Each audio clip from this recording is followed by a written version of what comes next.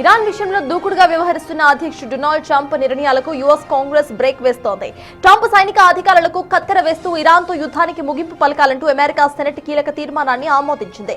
ఇరాన్తో శాంతి ఒప్పందాల కోసం white house ప్రయత్నిస్తున్న తరుణంలో సొంత పార్లమెంటే అధ్యక్షుడిపై తిరుగుబావుట ఎగరేయడం ఇప్పుడు అంతర్జాతీయంగా ఒక హాట్ టాపిక్ గా మారింది.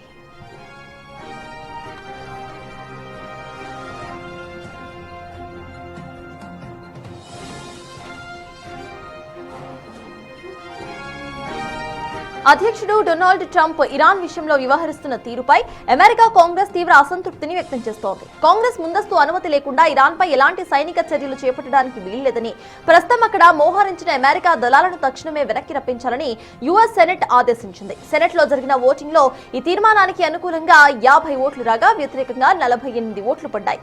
ఇప్పటికే హౌస్ ఆఫ్ రిప్రజెంటేటివ్స్ లో ఆమోదం పొందిన ఈ బిల్లుకు సెనెట్ సైతం గ్రీన్ సిగ్నల్ ఇవ్వడంతో ట్రంప్ ప్రభుత్వానికి ఇదొక గట్టి ఎదురుదెబ్బగా భావించారు. 1973 నాటి వార్ పవర్స్ యాక్ట్ కింద ఈ తీర్మానాన్ని ప్రవేశపెట్టారు. దీని ప్రత్యేకత ఏంటంటే ఈ తీర్మానానికి అధ్యక్షుడి సంతకం లేదా ఆమోదం అవసరం లేదు. అయితే ఈ తీర్మానానికి చట్టబద్ధత లేదని, అది కేవలం ఓ సింబాలిక్ రెజల్యూషన్ మాత్రమేనని వైట్ హౌస్ కొట్టిపారేసింది. ఈ తీర్మానం పూర్తిగా రాజ్యాంగ విరుద్ధమని, తాము దీనికి కట్టుబడి ఉండాల్సిన అవసరం లేదని ట్రంప్ అడ్మినిస్ట్రేషన్ తేల్చి చెప్పింది.